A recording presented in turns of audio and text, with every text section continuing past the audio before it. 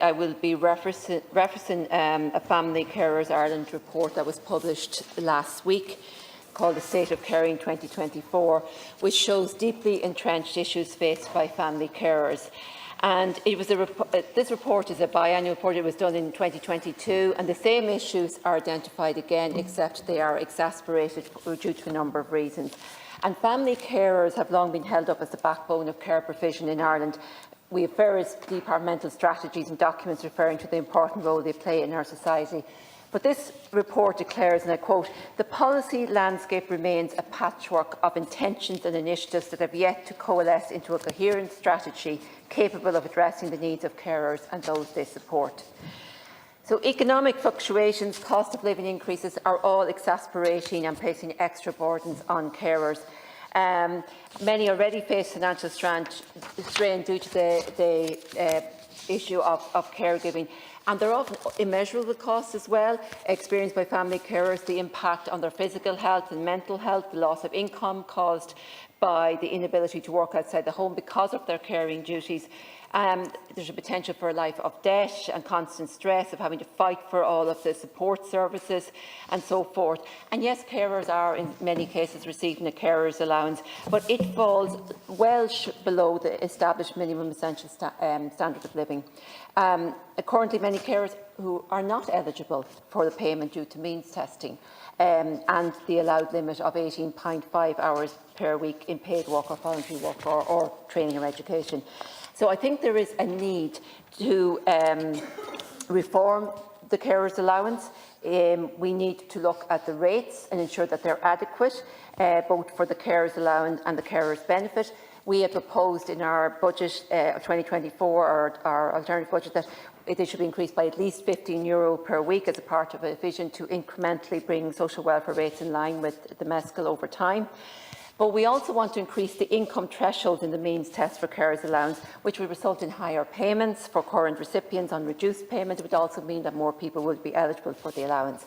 And I actually got costings from the Parliamentary Budget Office on removing of the means test. I worked with Family Carers Ireland on this, and it came in just under 400 million additional per year. Now, on a similar motion to this back in April, the Minister at the time discussed that it was 600 million costings were coming in the department. I did ask Minister Higgins, it was Minister Emer Higgins that was speaking at the end, would she share those costings with us, and she said that she would, but unfortunately to date we haven't received them, and Family Carers Ireland haven't either. I would be really interested if we could get those costings from the department on removing the means test and comparing and seeing where the discrepancy is between just under 400 million and 600 million.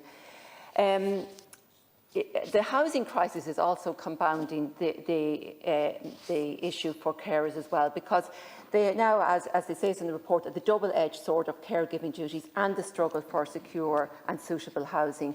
So we've got skyrocketing rents, and many people are worried, on top of everything else, about where they're going to get suitable and affordable housing for themselves and the person that they're caring for.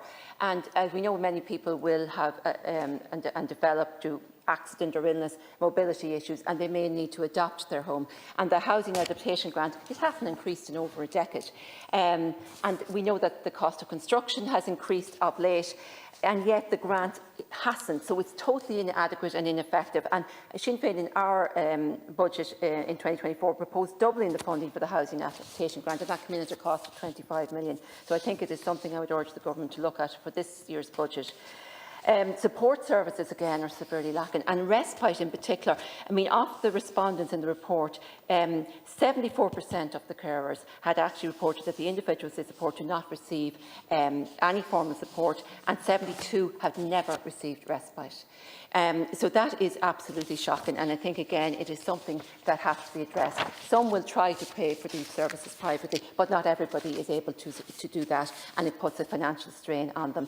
So we are looking for a commitment to a minimum respite guarantee, so that carers will receive up to, say, 20 nights per year respite. And we need a respite register to identify as well who actually requires respite or what form of respite they require, because it can vary, and be addressed. So I just feel that carers deserve better and their voices must be heard. And this report it outlines exactly all of the issues that affect carers at the moment.